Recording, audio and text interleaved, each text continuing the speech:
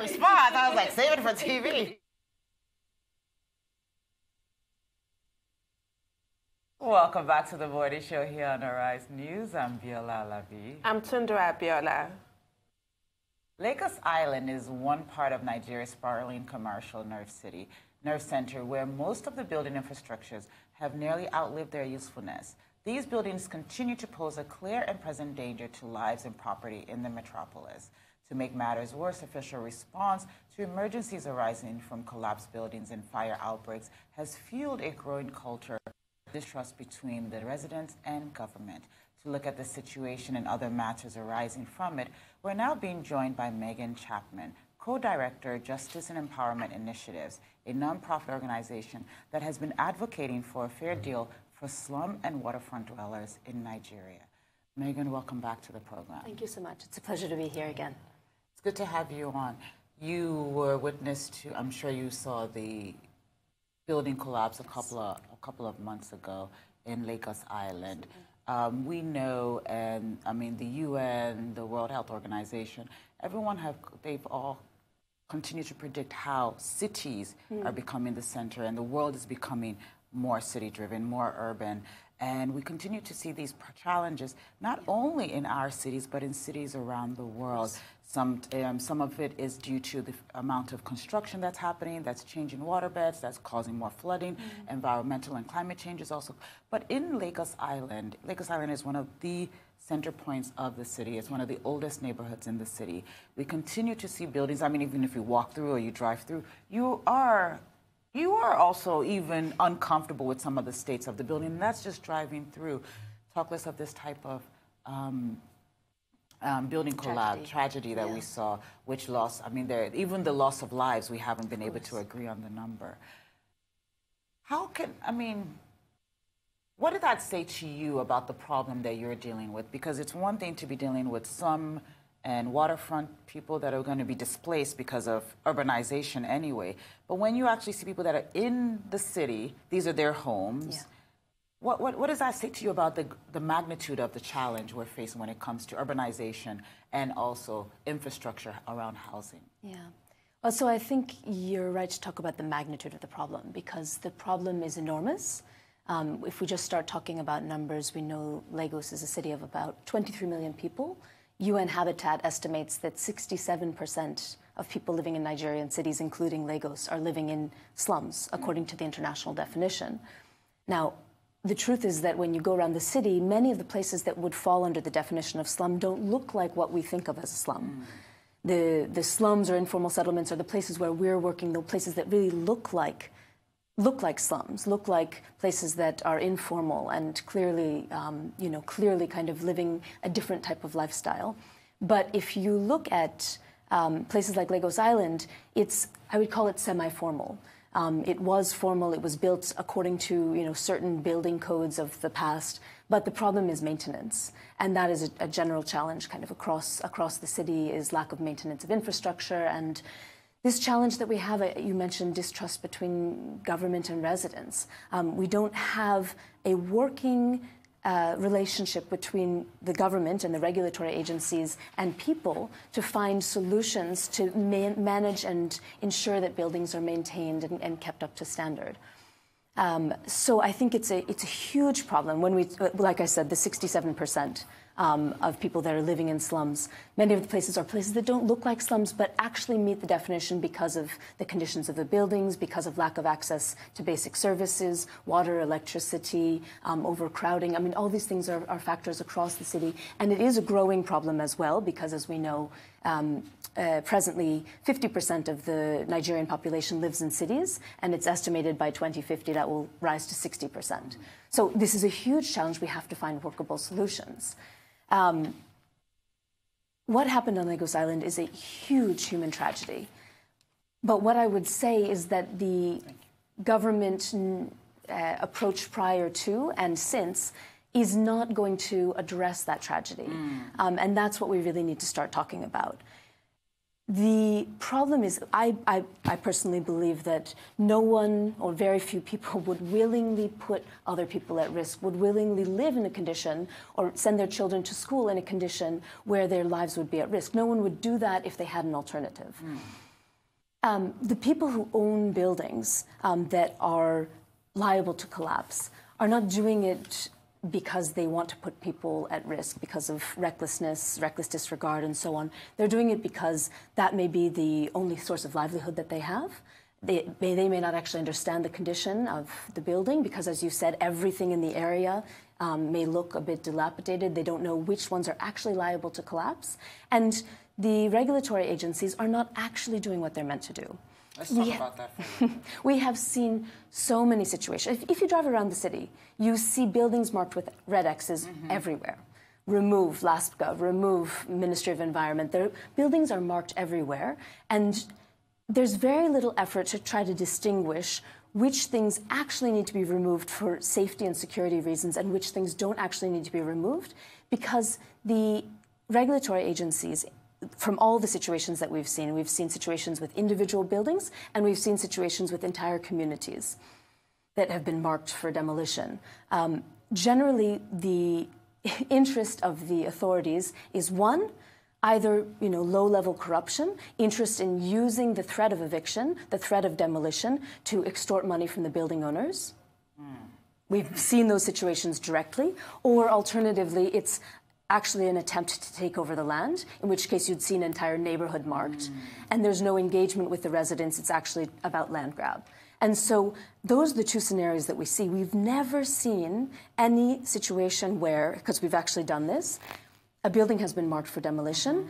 We assist the owner to write, or the community that's affected, to write to the relevant agencies, the Lagos State Building Control Agency, and say, we're ready to dialogue. We want to know what are the concerns of the government that we can work with you to try to address, to find a solution. If you have concerns about the structural integrity of the building, what do we need to do to bring that building up to code? If the concern is a lack of building permits before the buildings are built, what do we need to do to regularize our buildings? We have on several occasions written to the relevant government agencies, proposed dialogue, proposed to find solutions, and we've never had a proper response to those endeavors. And yet, when there are criminal proceedings, they're always taken against the owners of the building. There has never been a civil servant. Unfortunately, this has happened, like you said, a lot. Yes. We've never heard of a civil servant, somebody within those Lagos State regulatory authorities, being prosecuted. Exactly. So do you think that has to change to create?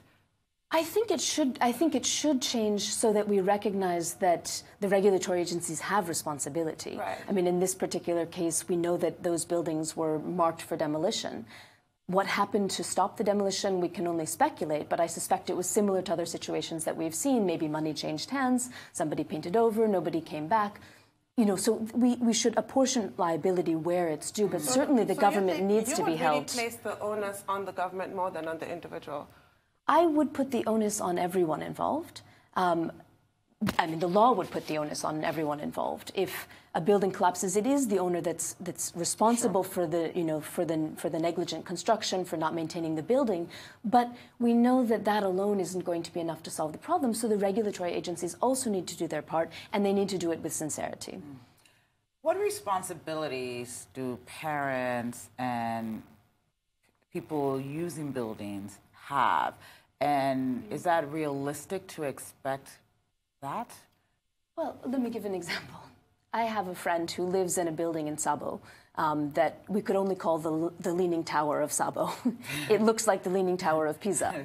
Okay. It's about at this angle. It was built in the early 1980s.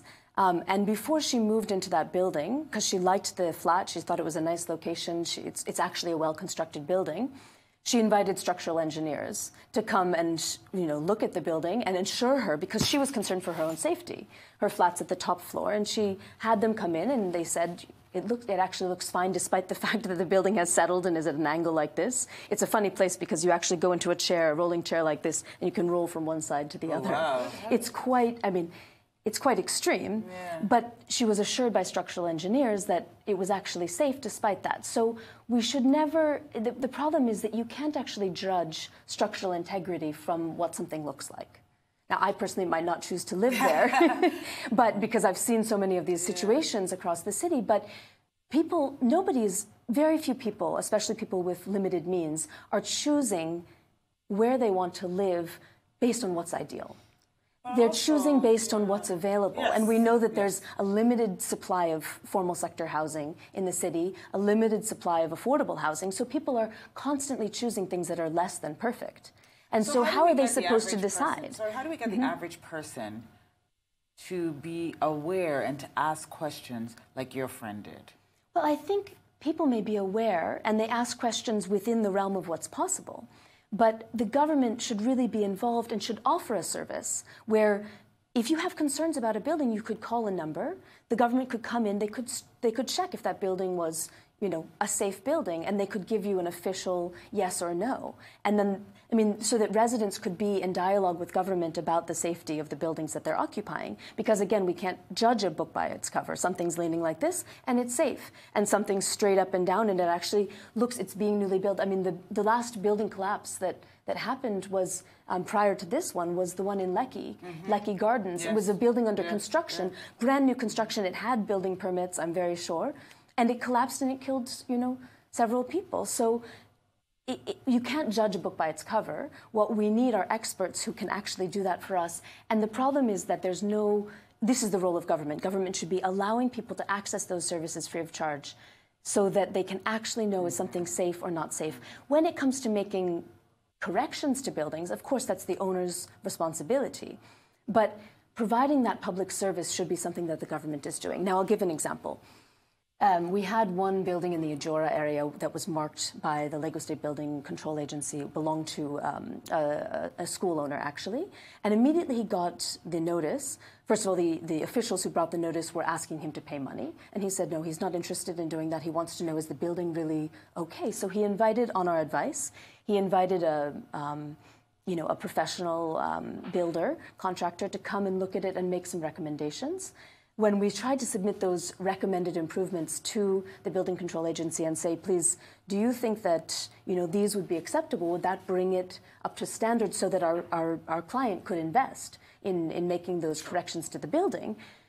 They weren't willing to dialogue. They said, no, it has to be a government, you know, a government professional.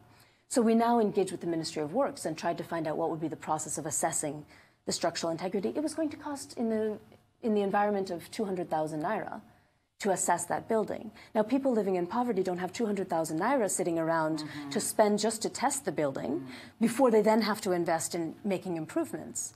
So I think that this would be a very easy solution for the government.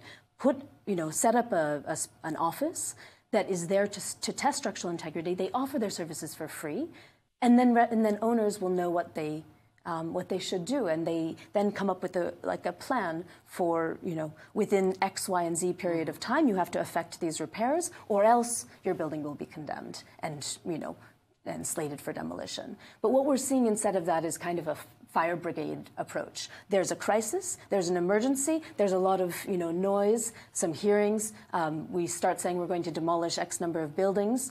Coming in and demolishing buildings isn't really a solution because I don't think we're really going through the process of assessing whether those buildings need to be demolished or not, or whether they could be repaired. We shouldn't just waste people's investments. We should try to work with them to salvage where we can, and where we can't, you know, then demolitions may have to occur, but we have to make sure that those demolitions are also in line with standards around making sure that they don't result in homelessness. You know, the people who've maybe paid their rent for the year, that have lived there for, you know, decades, you know, how is it that we make sure that those people aren't displaced and we don't cause more suffering than we solve or prevent? So you bring me to my next question about Sure. the panel that was set up in the immediate aftermath of the tragedies to look into some of these issues.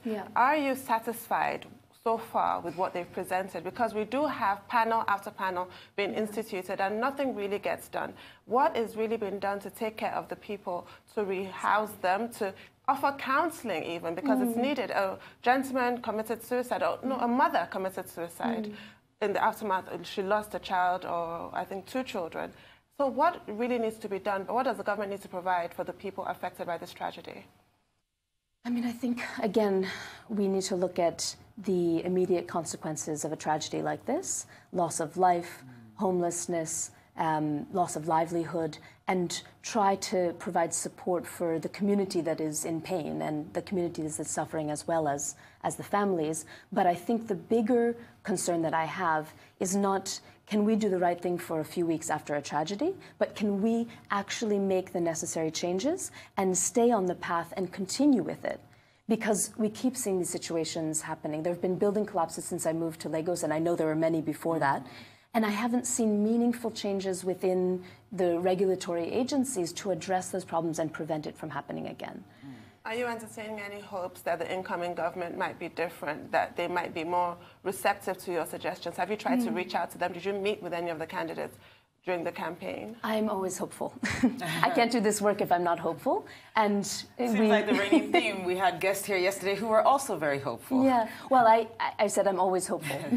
What I mean is that we always give everyone the benefit of the doubt. I'm speaking about specific instances where we've seen the regulatory agencies not do what they should do and observing a pattern. That can change. It can change as soon as an incoming government or a current administration says, we want to break with the past. We want to take a different approach. And like I said the last time, we have allies within the state government who are willing to start trying to demonstrate alternative approaches to upgrading, to urban renewal, working together with communities to plan for what their futures look like, to work with them to plan for upgrading and urban renewal. And we believe that if we stay on that type of path and we see that message resonating from the very, topmost levels of government, we see, the incoming government say, forced evictions, we're done. We're not going to continue to evict communities. We're not going to continue to displace communities. We want to break with the past, but we want to work with communities, including, communities on Lagos Island, including slums and informal settlements and waterfront communities. We want to work with them to find how to make sure that our city is safe, secure, people are housed in adequate conditions, lives are not at risk, livelihoods are protected. We believe that we can find workable solutions. And your engagement with the candidates, how has that made you? We did work together with a civil society coalition that was trying to make evictions an election issue, to try to reach out to several different candidates. In fact, all the candidates for governorship engaged in the debate process. We only had one candidate who actually came to meet with the community movement that we work with, the Nigerian Slum and Informal Settlement Federation. That was candidate Badamosi, who was on the program last month. And we were so impressed that he actually, after this program, after hearing about the struggles of communities that were evicted, he came down to Badia East, where there had recently been an eviction in December of 2018. He met with the Nigerian Slum and Informal Settlement Federation, and he actually signed a declaration saying that he would be willing to work with communities to find solutions to their problems in partnership with them. Now, other candidates that we reached out to, we had maybe some exchange of words at the time of delivering a letter or making a visit, but we didn't have that official response. But that doesn't mean that we've given up hope. Sure. We know that the incoming administration has, decided to make a break in some ways with the past administration. We believe that's the reason that there was a change from the outgoing governor to a new candidate standing for the same party, that there were certain things that weren't being done the way that they wanted them to be done. And we want to believe that with the incoming administration, there will be a willingness to really break with forced evictions, break with top-down approach to urban renewal, and support those people who are already trying to do that within the government to try to work with us. And we would welcome any form of engagement and official commitments in that direction. That almost leads us that leads us to some of the things you were touching on, which last time you were here, you were talking about that, and Badamosi was also on the show, which is probably why you guys were able to make that link, and I'm glad that happened. Last time you were on the show, you were talking about forced evictions. Yes. You were talking about settlements. You were talking about some specific communities. Can you just give us a general update of what's going on with the communities that your organization looks after and tries to help them reinstate their rights? Yeah. So I'll talk about two specific examples. Our community, our organization works with a movement of the urban poor that is active in 144 settlements across the city. So we have a range of different endeavors, different activities that we're engaged in. And on the one side, we work with communities who have been displaced and communities that are threatened with eviction. And last time I talked about a community called Otodobame, which was evicted from Lekki in between late 2016 and 2017 in violation of court orders, and that community, over 30,000 people were displaced. The final phase of that eviction took place on the 9th of April 2017, and that was a day when we witnessed personally, and Lagos witnessed, and the world witnessed, thousands of people being chased from their homes with live ammunition, their homes being set on fire, people sent into boats on top of the lagoon and chased to different waterfront communities. We got judgment saying that those evictions were unconstitutional. They violate the right to dignity protected by Section 34 of the Constitution. And they also said that the government should sit together with the communities and plan for their resettlement. Now, unfortunately, a day after that judgment came out, the government went on appeal, and up till now, that judgment that we won in favor of the communities it has been at the Court of Appeal, and it's been stuck. So the communities have just given an instruction to their legal counsel within our office to file a motion to dismiss that appeal because it's not been moving forward. And they're planning to file that motion to dismiss on Tuesday, which will mark 2 years from the forced eviction of their community. And they're also going to be organizing a commemoration, including a flotilla on the lagoon, which is something that they did last year to mark the first anniversary of their displacement. These are people who are suffering tremendously. They lost everything. They lost their lives. They lost their livelihoods. They lost their homes. There were lives that were lost. I think I mentioned some of those situations the last time. And all they're asking for is for the government to sit with them, obey the rule of law, obey the court judgment that was given, keep the promises that were actually made to them when they went on protest around the time of the eviction, and plan for how they can be resettled.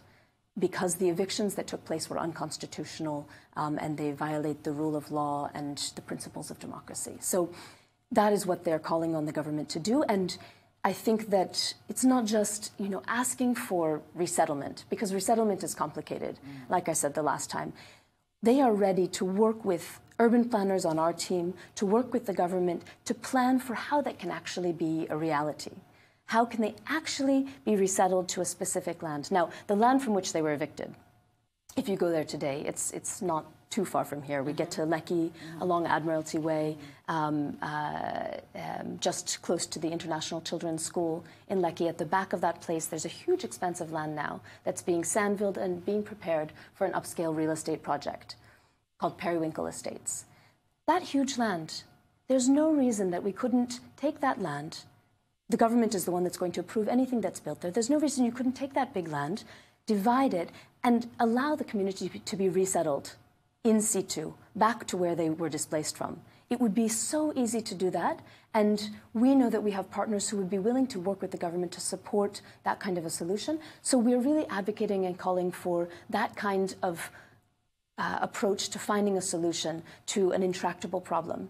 Not just justice, and we say justice without making it concrete. Let's resettle them to a specific plot of land. Let's find out how they can be rehoused there, because these people are still squatting in overcrowded buildings, around the city. We have places where, there are 18 evictees packed into one room because they have nowhere else to go. They are still sleeping or keeping their material possessions in boats, open to the elements. This is 2 years after the eviction. So we need to find a solution to the homelessness. We need to find a solution to the displacement. The second example that I said I would talk about is this process that we're going through, working with existing communities where they are, bringing in urban planners, bringing in professionals, and working together with the state government to plan for upgrading. That can be a sample for, the type of approach that we should try to take to tackle urban poverty, to tackle issues of urban renewal, planning participatory processes with government, with communities at the table, with civil society playing the role and helping to fill in gaps that exist. We can do it, and we think that that should be a model for the way forward. What on earth were the grounds for appeal? This I have to ask. I cannot imagine. There were no reasonable grounds for appeal. it was, in essence, the entirety of the appeal simply repeats the same issues that were already canvassed before the lower court. So there's no reasonable grounds for appeal. And the government is also not actually taking steps to follow up the appeal. And they just it's a political step. Yeah, so you can say the case. You can say the case is in court. Yes. When they in fact need to pay compensation, because people that were shot in the back as they were fleeing, people that jumped into the lagoon and drowned, no compensation has been paid. It's bewildering. Yes. Exactly. And abdication of their moral responsibility. It's actually totally shocking. Yes. Tell us about Tuesday's exhibition as well. Yeah, so on Monday, actually, and then continuing throughout the week, our organization and the Nigerian Slum and Informal Settlement Federation are working with the Lagos Theatre Festival to have an exhibition called Displacement and Dignity, which shows pictures from the Otodobame evictions and from the struggle of the community and other waterfront communities to fight against those evictions throughout the 2016 to 2017 period. It also shows some pictures of homelessness after the evictions. There are both professional photographers, Nigerian and foreign, who are exhibiting their photographs, and also people from a youth media team of young people from slum communities that we work with who've learned how to use a camera, have learned how to document the lives of their peers in their communities, and they're going to be displaying their work side by side. And that is opening at Freedom Park on Monday evening and will be going on throughout the week. And on Tuesday, there'll be a commemoration around 1 p.m. in the afternoon, a commemoration event at Freedom Park where the public is welcome to come meet with evictees, hear about what they've been passing through, stand with them in solidarity, and demand justice for the people of Otodobame.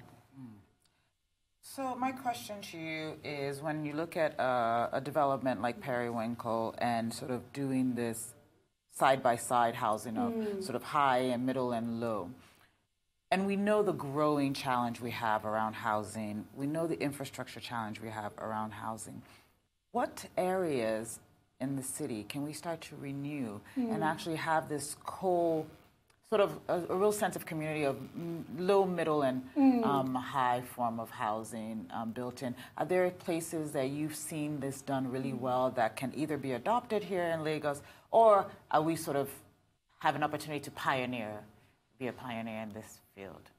Those are all really good questions. The first piece, I think, is where can we start? Generally, in our work, we talk about two types of housing initiatives. One are in situ upgrading initiatives, where you're working where people are already living to work with them to try to upgrade the infrastructure, their housing. And so in those cases, what we're looking at doing is working with existing communities where they are. So we're not looking for open land someplace. And we are presently working with one community in Ijora Badia, where the conditions are really appropriate to try to pilot this participatory planning process and in situ upgrading that's led by the community in partnership with the traditional landowning family, in partnership with the government, with support from the government and also support from external donors who are willing to support the process. There's one in Ijora, there's another in Bariga along the waterfront. Two communities along the waterfront in Bariga, where we're trying to work with the authorities to pilot this approach. Hopefully those will be learning grounds for what's possible, learning grounds that others can learn from. And I think that, again, these are very unique situations in that we're talking about the places where the poorest of the poor are living. We're talking about areas that aren't on the grid as of now, that are not on the map, so to speak. There's no formal road network and so on. So you really have to go in and work in a very careful way to plan what's possible and think about an incremental approach to upgrading. So those are some examples. The other type of project that we have is Greenfields. That's new construction on virgin land. And of course, as you can imagine, those are easier because you don't have to deal with existing conditions. And so we have some communities that we're working with that are trying to do that on some of the islands off of Apapa, to do some, low-cost housing, affordable housing for the urban poor on Greenfield. That's always easier, and I think you can pilot some different models there. That's an easier environment to bring in the mixed housing model because you don't have, where we're dealing with an existing community, you're dealing with a set of social relationships, a community infrastructure, and a number of residents who, whatever is being planned, they have to be rehoused first. Their livelihoods have to be protected so that what we're doing is improving their living conditions. Now, bringing new people in to live there together with them is possible, but it could also be complicated. Whereas in the Greenfields areas, you can experiment with some of the mixed housing, mixed income housing type of approach. I also think that the land at Ikate Legushi, where Otodobame evictees were chased from, is another prime place where we could try to pilot this approach. We could try, because there is a vast expanse of land, because the land is being created, it's being sand-filled. We could actually try to find a workable solution there because there's so much land and we're starting fresh. So then we could sit together, bring all the stakeholders together and talk about what would that look like. You know, what does everyone want to get from this process? What are the basic needs of the residents that need to be addressed, or the evictees in this case that need to be addressed? What do other investors who are interested in a place have in mind? I believe there's a way of, you know, putting those different views together, especially if the government is playing a role, trying to help organize that conversation and saying, at the end of the day, we have to make sure that whatever is going to be here resolves all of these different problems. Leaves up to our responsibilities as a government that's been ordered by the courts and has promised to resettle the people, you know, living up to that first and foremost, but trying to build in some of these win-win factors. It's certainly possible. Greenfields is an easy place because you're starting from zero. There's so many health issues that have that fall out from housing, from the housing crisis.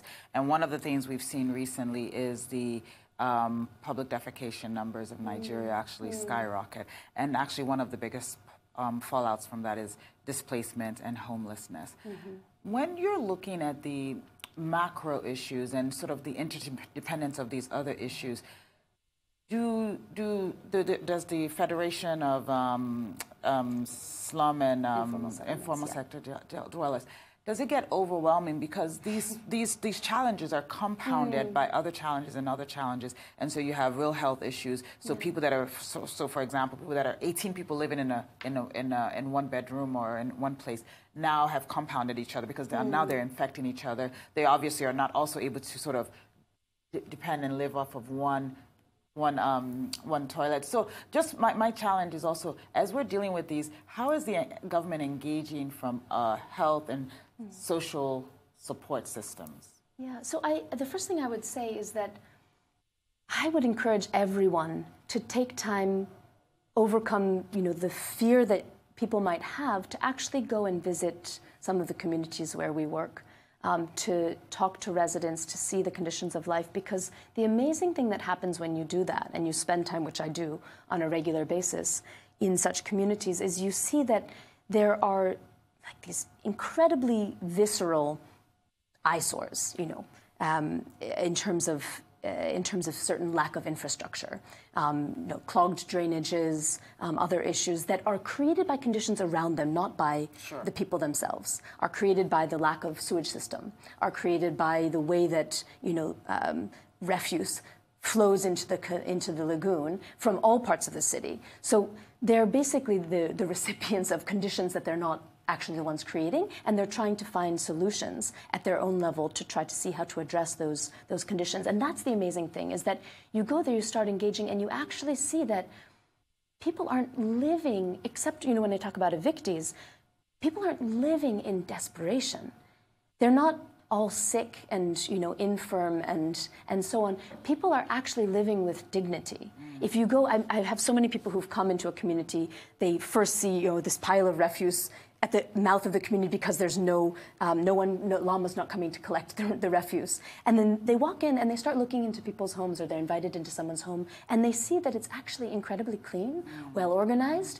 You know, parents take incredible care of, you know, the sanitation of their children, incredible care for, you know, clothing, feeding, sending to school within the available means. So I think that's the first thing, is that we need to try to close the gap between the formal and the informal. We need to visit one another so that we see how each other live and start to understand, that actually there's much more that we share than what divides us. Well, I mean, when you look at the environmental issues we have, they're all the same. Exactly. It doesn't really matter where you are in Lagos. Flooding. Refuse and flooding and sewage systems are part of your daily life, especially when it... Exactly. And the lack of... is the point of your exhibition to actually show this.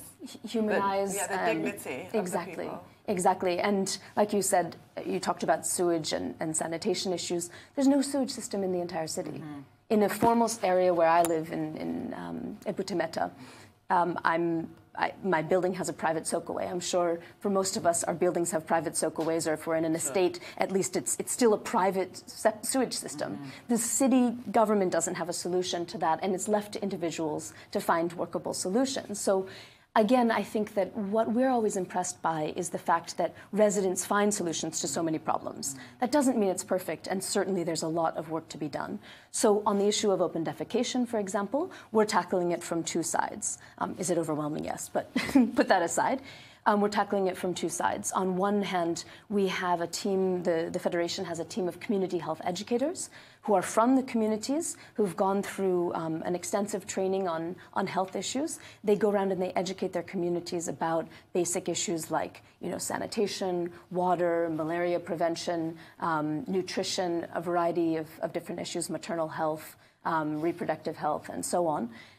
They do that, and then they also provide accompaniment to people who are trying to access the services that are meant to be free through the state health facilities, try to help them to access and navigate the system to get the health care that they deserve, because we're talking about people who are indigent or vulnerable populations, like children and so on. They help them to try to access what should be free under the health system, and they also encounter the barriers to access to health. On sanitation, we are also supporting over a dozen communities to build off-grid biofill toilets in their communities, which are public toilets. They recognize the fact that there's no sewage system, and they're subsidized so that the cost of accessing those toilets is much lower than what would normally be the case, because in many of these communities, people don't actually have private toilets. They're using public toilets that are shared, and they're pay-for-use. So you have a cost incentive not to use. And so basically we've been able to reduce the cost of using those toilets to a bare minimum just to cover the basic maintenance, so it can be sustainable. So it can be community run, community operated, and so on. But we're using new technology, biofill technology. It's something that we learned in Uganda. It can work without being connected to a septic system. It processes the waste, and it actually turns the waste into something that could be used in a garden, in a farm, in the future, if people choose to do that. And it's completely, it's completely natural process. And it's something that we've tried to develop a model, again, not so that it has to be constantly supported from outside, but a model that is built by savings groups, which is the building block of the Informal Settlement Federation that I've been talking about. They build the toilets through their savings groups. It's a kind of investment for them.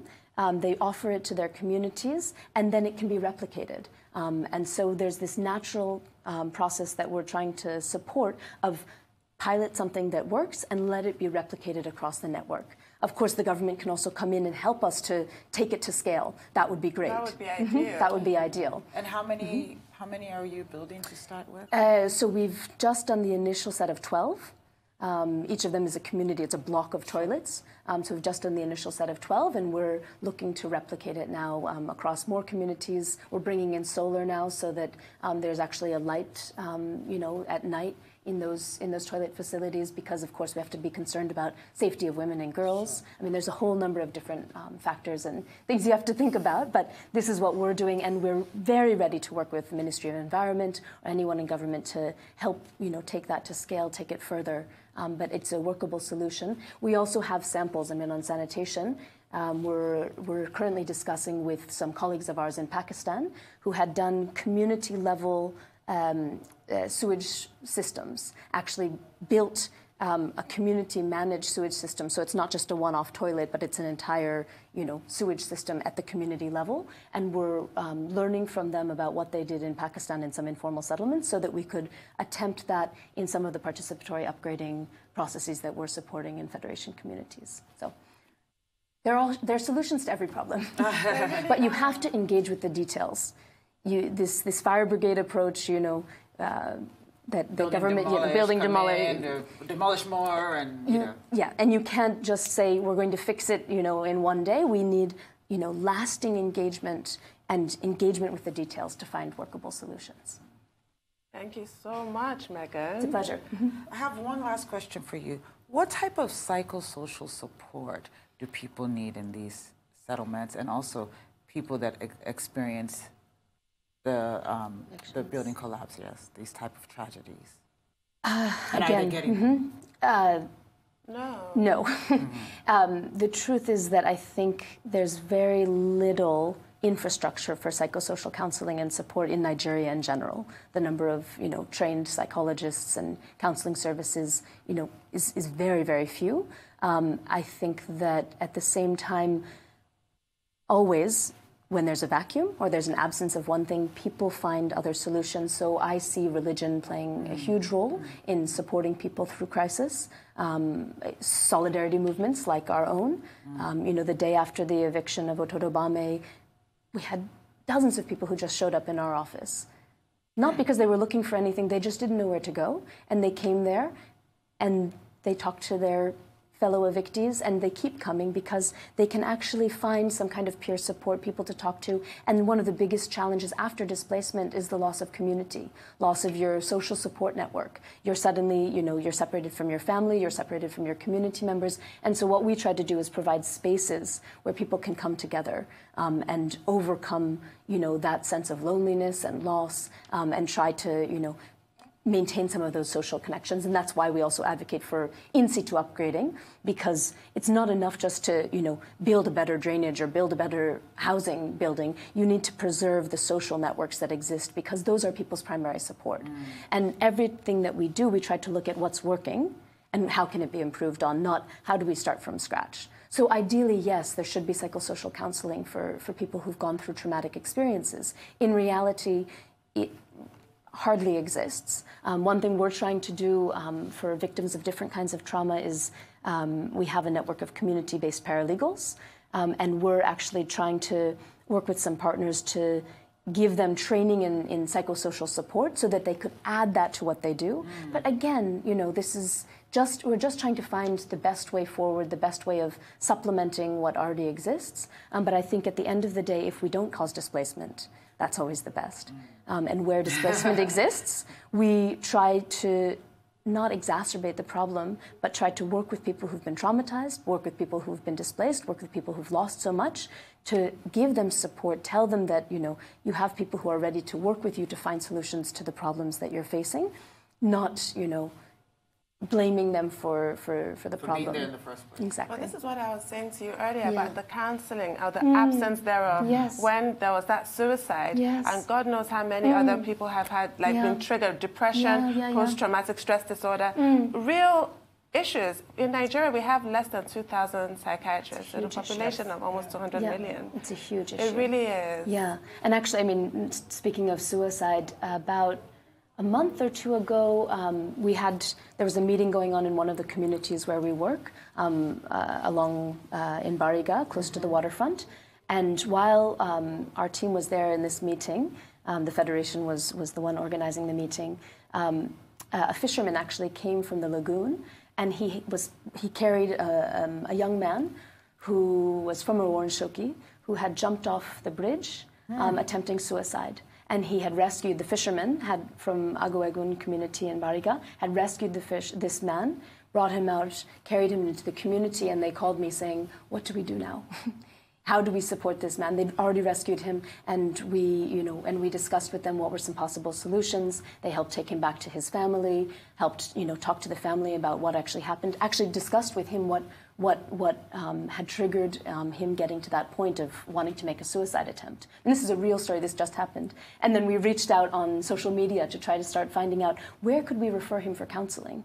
And what we found was, practically speaking, there weren't options. The options that were available from, reaching out through social media, saying who can offer free psychosocial counseling for someone who has just attempted suicide, the best thing we found was an organization that was ready to do online counseling, virtual counseling, which is better than nothing, but frankly speaking, this guy needs it doesn't intervention. cut it. Yeah. It's not sufficient.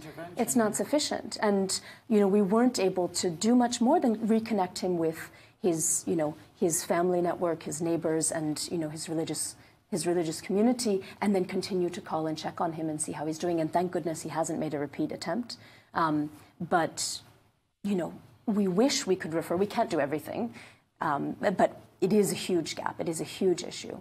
It is, because when the building collapsed, there was medical attention. There were all kinds of donations made by, you know, even students were so moved. They were giving their pocket money for treatments in the general hospital for broken bones and what have you. But what happens to the psyche? There's really no one addressing that. Yeah, no, you're so right. I mean, we had the same outpouring of support from people in the aftermath of the Otodobame evictions. We had, you know, people donate, you know, make small donations, bring material support to, you know, to our office, which is distributed to evictees. Incredible generosity from Lagosians, but you're right, the psychological impacts. In fact, and sometimes the truth is you don't see the psychological impacts in the immediate aftermath, because I say, you know, Nigerians are survivors. Every Nigerian has survived more trauma than people in the part of the world where I come from can even imagine. That's the truth. And so people have ways of coping and covering up, you know, the trauma that they've experienced. And especially in the immediate aftermath where there's so much to do, I mean, certainly people do take their lives in those immediate aftermath, but a lot of it you don't see until some period of time has passed. I'll give another example, if we have some time. We have a young man from Otodobame who was one of the main people, because of his language skills, because of his community organizing skills. He was the main person supporting the community through the struggle to protect the community and save the community. And he persevered through the evictions, after the evictions, continuing to go around to all the different 16 communities where people had scattered to, trying to support them, trying to, you know, keep them connected, carrying that huge burden on his back. And then 6 months after the eviction, the evictees went on another protest to the state government in November 15th, 2017. And they faced unprecedented violence. The evictees had planned to sleep outside the governor's office until they were resettled. And as night fell and the media that had been on ground, the journalists who'd been on ground left because it was night now, you know, they were singing, they were praying, they were setting up to sleep outside of the governor's office. And the task force, just after midnight, rushed and started beating people, chasing people, and packed 158 of the people who were on ground there into Black Marias and took them to state CID at Panti. And what we saw was, of course, immense amounts of, you know, physical injuries, trauma, and this young man who'd been carrying the community on his back, who'd been telling people to have hope, to continue to persevere because they knew that he knew that they were going to see justice, he lost his hope because of the brutality. And what we saw was actually, you know, he couldn't identify that what he was experiencing was basically post-traumatic distress disorder. About a month or two after that, he started having trouble sleeping. You know, he started telling us he was having trouble sleeping. You know, he was having trouble eating. He was having all these health problems that he couldn't explain. He started going to hospitals to check this, to check that. Of course, it all involves money, and there was no hospital that could tell him what exactly was going on. And I looked at it and I said, this is PTSD. Yeah. And it took him, you know, again, no place for real counseling, only with sort of support from community and you know, people who are willing to talk to him about what's going on. It took him 6 months to recover his health. Wow. And he's back now, and he's still supporting the community. He's an incredible, I mean, I'd love to invite him onto this program so you could hear from him directly. But, you know, these are the real consequences. And it took some time. It wasn't the day after that he felt it. But you start seeing these things. You start, you know, he was, you know, having anxiety attacks, basically. I mean, having difficulty sleeping. I'm just sharing it because it's such a relevant example of what you're talking about. And there isn't support for that kind of situation. Wow. Gosh, harrowing. Yeah. Well, Megan, the work. I mean, how can people support your work before we let you go? How can people support your work or support these communities? I mean, what we usually ask for is partnership. What we usually ask for is people to join us in talking about forced evictions, in calling for an end to forced evictions, in calling for participatory planning and upgrading. joining the conversation is the best thing that people can do. Use your voice. Don't forget about the people from Otodobame. Don't forget about the people from Badia East after a month or two. Continue to raise the issue until you know that there has been justice, until you start seeing a change. And don't give up hope. Because the truth is that I see so many people give up before we can make a difference. The truth is that we can change these things. I wouldn't be doing this work if I didn't believe we could make change. And so many people are, beaten down by what they've experienced, by what they've seen, and they've lost hope.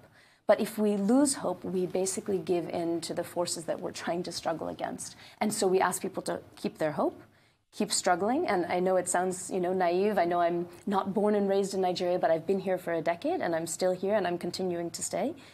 Keep the hope, keep talking. Don't move on to the next issue. Move on to the next issue, but stay focused on the issues that haven't been resolved yet. That is the biggest thing. Donations, material support, of course, there are always places that those can be channeled to, but what we really need are people to be engaged in these issues so that we actually start to see change. Well, we're always happy to have you. Thank you very much. We want to continue to stay engaged and give you an opportunity to tell people how they can help. Thank you so much. The solution. Thank you so much. Thank you so much. It's a pleasure to be here, and thank you for your concern for these issues. Thank you. It's time now for a short break. When we return, Arise News analyst and producer Charles Ohuaku will be joining us for a review of top newspaper headlines from across the country. Stay with us.